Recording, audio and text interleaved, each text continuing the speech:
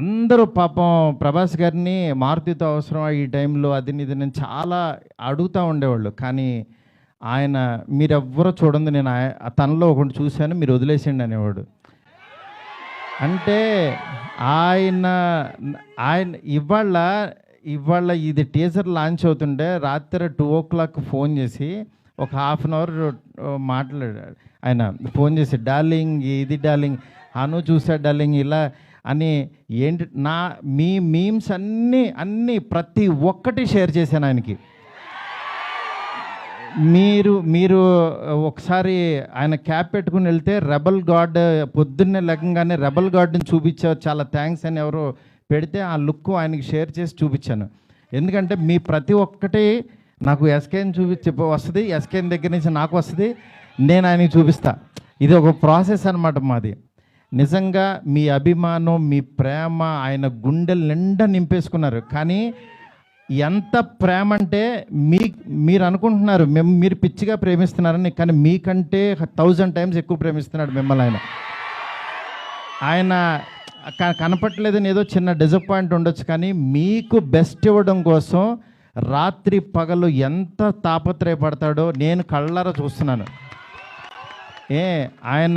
ఆయన ఏది లెక్క చేయరు అసలు. అంటే ఆయన హెల్త్ అని కానీ ఇది కానీ రాత్రి 2ంటికి 3ంటికి వాయిస్ మెసేజ్లు, డార్లింగ్ ఇది ఓకేనా, ఇది బాగుందా, ఏంటి ఇంత పిచ్చేంటి అనుకుంటాను నేను. మంచి సినిమా ఇవ్వాలి. నా అభిమానులు మామూలు అభిమానులు కాదు డార్లింగ్, వాళ్ళు ప్రాణం పెట్టేస్తారు డార్లింగ్ అంటాడు ఆయన. అలాంటి అభిమానుల కోసం యాక్చువల్గా మేమిద్దరం కలిసి ఒకటే అనుకున్నాం, డార్లింగ్ వింటేజ్ డార్లింగ్ చూపిద్దాం ఒకసారి. మీ టైమింగ్ ఒకటి ఉంటుంది, ఆ టైమింగ్ని మళ్ళీ ఒకసారి బుజ్జిగాడిని మళ్ళీ టచ్ చేద్దాం. మళ్ళీ ఒకసారి పాన్ ఇండియా బుజ్జిగాడు ఎలా ఉంటాడో రాద్దాం, అలాంటి తీసుకెళ్దాం, ఈ జోనర్ ఎంచుకుందాం అని చెప్పి అలా చాలా అంటే హీరోయిన్స్ లేక డ్రైగా ఉన్న ఆయన లైఫ్కి యాక్చువల్గా ఒకళ్ళు కాదు, ఇద్దరు కాదు, ముగ్గురిని పెడదాం. ఆయన యాక్చువల్గా సరదాగా డార్లింగ్ ఒక ఇద్దరిని పెట్టగలవా అన్నారు. అంటే ఆయన సలార్లో యాక్చువల్గా ఎవరు లేరు, ఉన్న అమ్మాయి కూడా ఎప్పుడో వస్తుంది, నెక్స్ట్ కలికి కూడా సరదాగా ఎప్పుడో ఒకళ్ళు వచ్చినా వెళ్ళిపోద్ది, అదొక వాళ్ళు.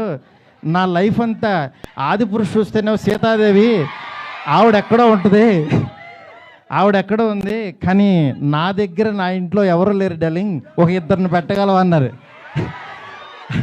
ఆయన అన్న మాటకి నేను పైనుంచి కింద చూసే డార్లింగ్ మీ రేంజ్కి ఒక ఇద్దరేంటి, ముగ్గురిని పెడతానన్నా.